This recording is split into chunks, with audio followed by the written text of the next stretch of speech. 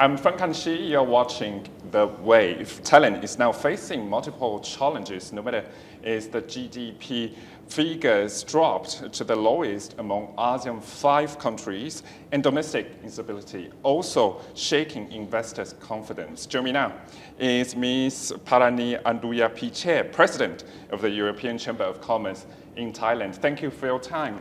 Thank you, Frank. I think very important period at this moment, no matter is the political instability, or I think it's the international relations disruption, or Thailand's economic figure there, very low. So what are European investors' opinion about the instability right now? Thank you for your question. Actually, it's quite timely for our discussion indeed, because I believe that not just only the European investor are quite taking a look closer on this situation right now, because but also others investors from other countries additionally as well. And on that, so definitely internal political stability, that we are monitoring the situation very closely. And on top of that, we can see it in terms of the external pressure from the geopolitical tension on the trade and tariff that could disrupt in terms of supply chain. And more and more in terms of protectionist measures. On top of that, recently intensified for the Middle East tension that could also bring in terms of the uncertainty for supply disruption, the economic downturn because of could be difficulty for people mobility that could impact highly for Thailand economy. Because we also rely a lot in terms of tourism. And on top of that, if we look for the medium term, there's still uncertainty whether the energy supply will be disrupted additionally. So according to that, the European business investor, we are looking for the government whether how the Thailand can remain competitive and responsive for the external pressure. We are thinking in terms of if Thailand can continue our competitiveness. So we are looking whether first in terms of ease of doing business, whether this area can be improved and not just maintained but improved. And on that, it could be done by regulatory reform, because regulatory reform can enhance predictability and efficiency in the system. And if we take a look in terms of external pressure for the trade disruption from the geopolitical tension, so definitely that's bring the cost burden. The ease of doing business can be the solution for that. I think you already touched a lot of important points for our leaders to see, but let me talk about the political instability, of course, about Cambodia right now. Have you heard any key opinions from investors, no matter if they still monitoring at this point, or they think it's the key moment to decide to stay in Thailand or withdraw? Have you heard anything from the investors? From the European business side, as I said, so we are still monitoring the situation very closely. The reason is that if we take a look for the European business investing here, we are not just here, and we have been quite here for the investment quite long time. If you take a look in terms of us as a trading partner, we have around 40 billion euro investment, which is equal to 1.5 trillion Thai baht investment, and creating the job over here around 160,000. So it means that we are not looking Thailand as only short-term investment, but as the medium to long-term partner. So we totally understood on the challenge that could occur in terms of political stability from time to time. This is not the first time that we face the challenge, right? However, it's about the long-term policy development and direction that we are looking for, whether how the Thai government can come up with the long-term political stability, and that can definitely support the business environment. Yeah, key message, long-term policy, that interaction. And one figure that we have to talk about, I think, is World Bank's the latest report on Thailand's GDP prediction in 2025, dropping to 1.8%. This is very low among ASEAN 5 countries there. So what measures can Thailand adopt to really boost the economy right now? What's your sense? Yeah, so actually I must say firstly that we have seen that Thailand have quite strong foundation in terms of the local strategic location and also skilled labor, quite resilient in terms of the economic growth in the past and also resilient after COVID. However, from the challenge that are coming to the country right now that could bring the hiccup in the system, and then the latest revision of the GDP growth definitely bring the concern to the business side. But we have seen that as the short-term challenge.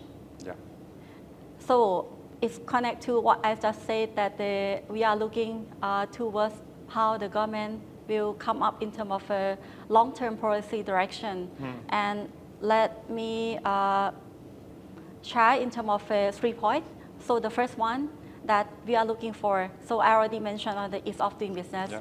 And on that, so if we can have the regulatory reform at the speed and scale, so on that, it can bring Thailand to be long-term investment attractiveness to remain. Yeah. Because if we see the example in other country, like Korea is the one country as the good example for the regulatory guillotine.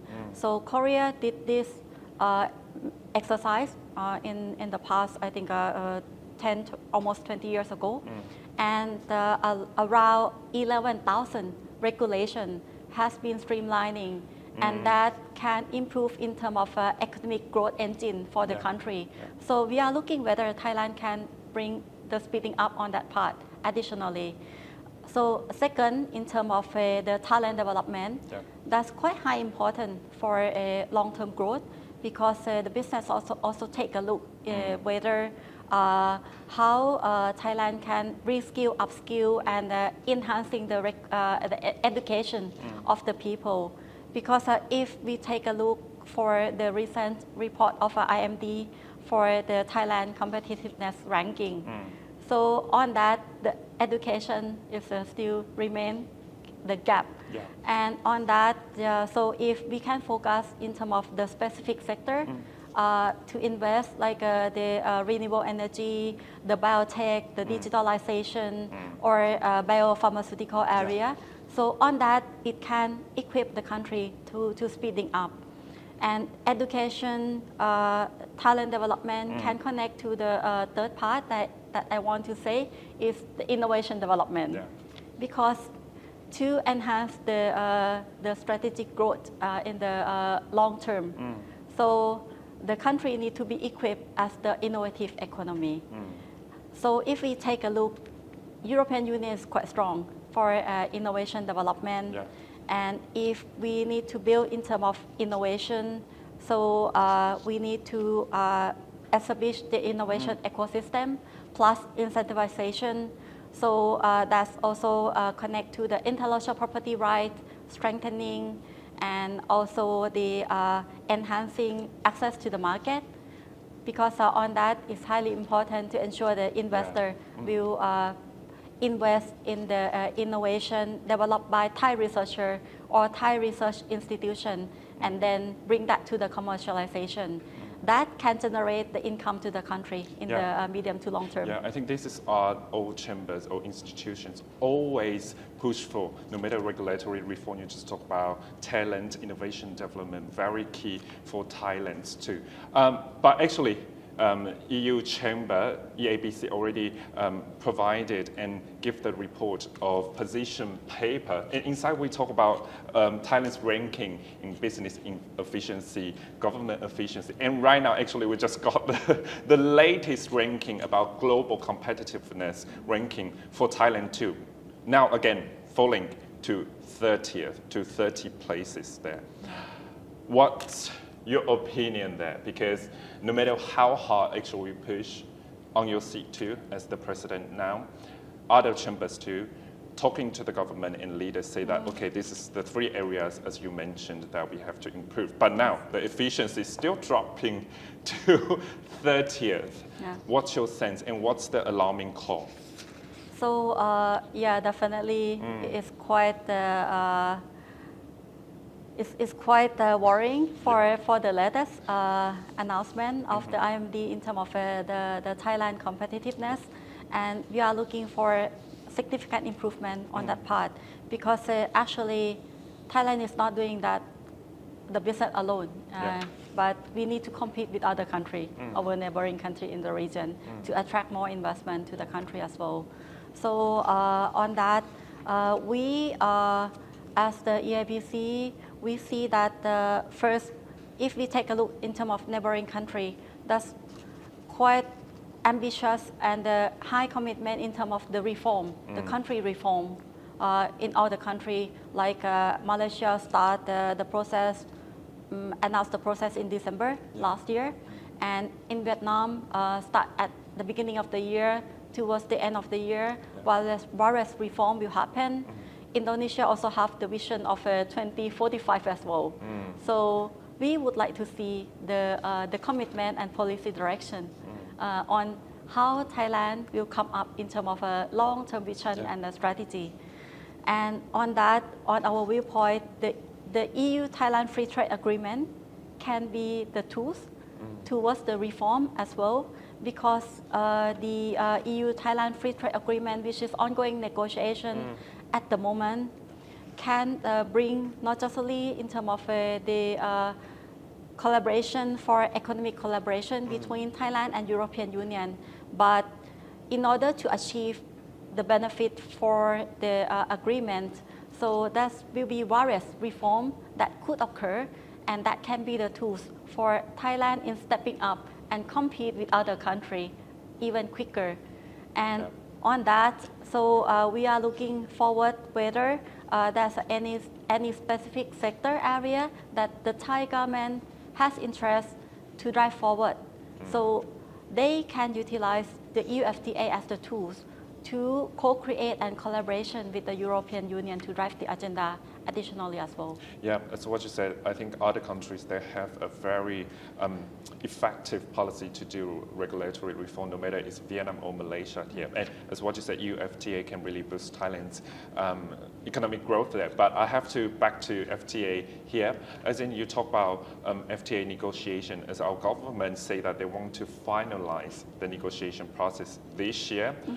Do you think that's possible? And I know that, of course, next week we will have a negotiation session in Thailand. And what would that political instability alter the plan?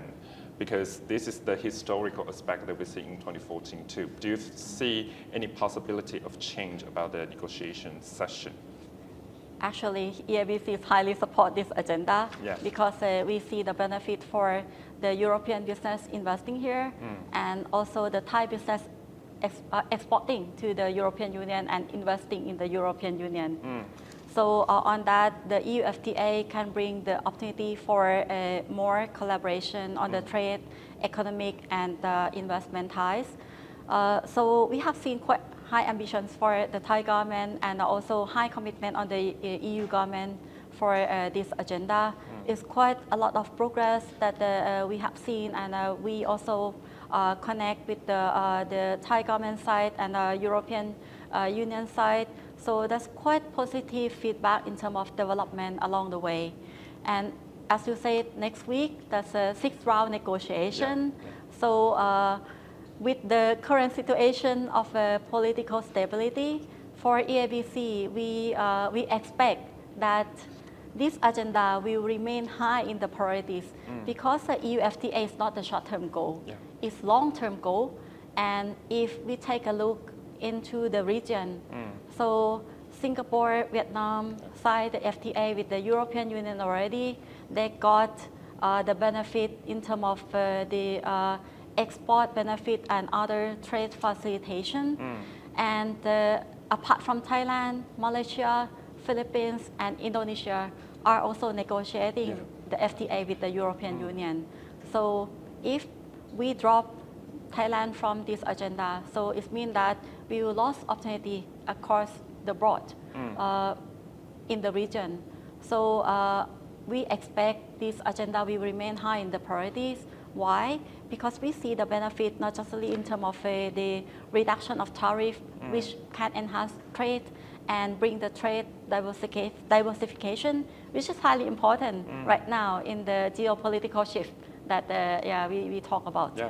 And that can enhance in terms of the market access opportunity for Thailand to European to Thailand. And on top of that, we have seen the opportunity for service sector because the European Union and Thailand can have more collaboration and enhanced investment in this area. It can benefit in terms of the skill, knowledge and know-how transfer, which can support the development for service sector in Thailand. And the consumer at the end will get benefit because the consumer can access to broader varieties of service area plus at the high quality additionally as well.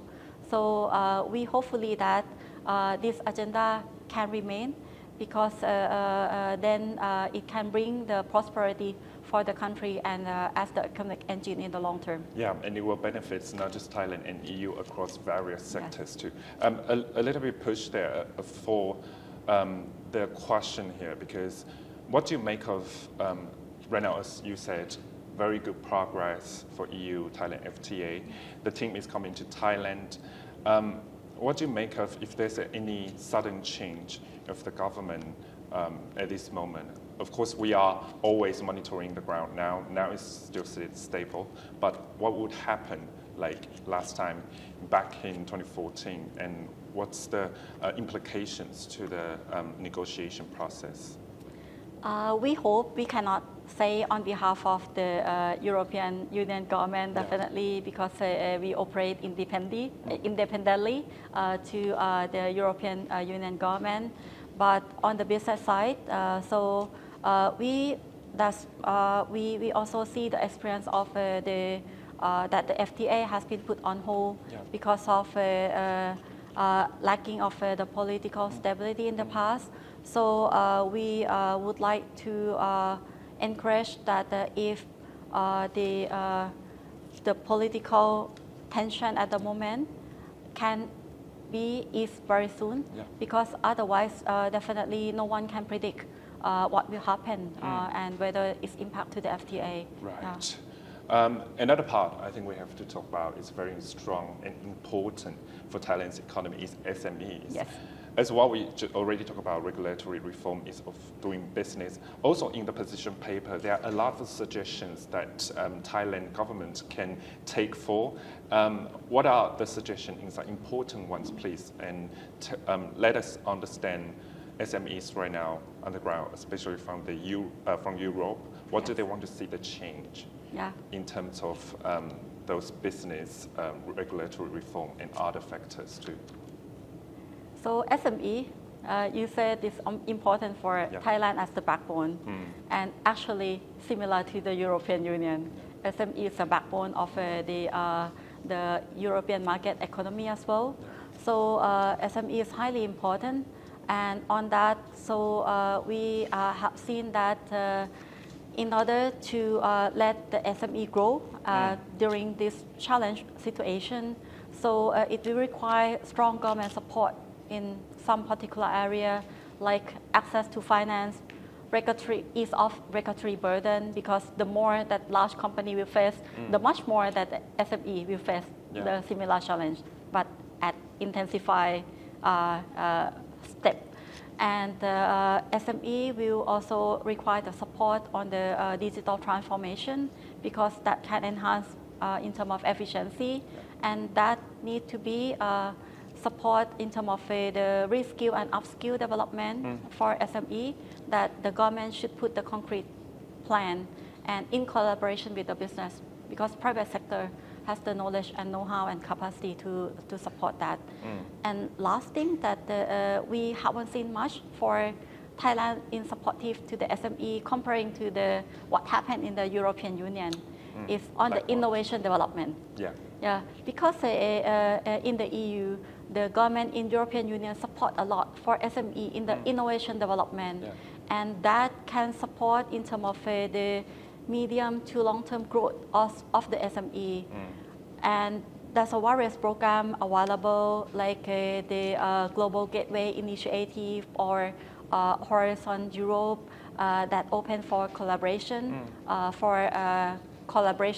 towards innovation development. And what we have seen is that the Thai government should see the experience in other countries and support the development in that part.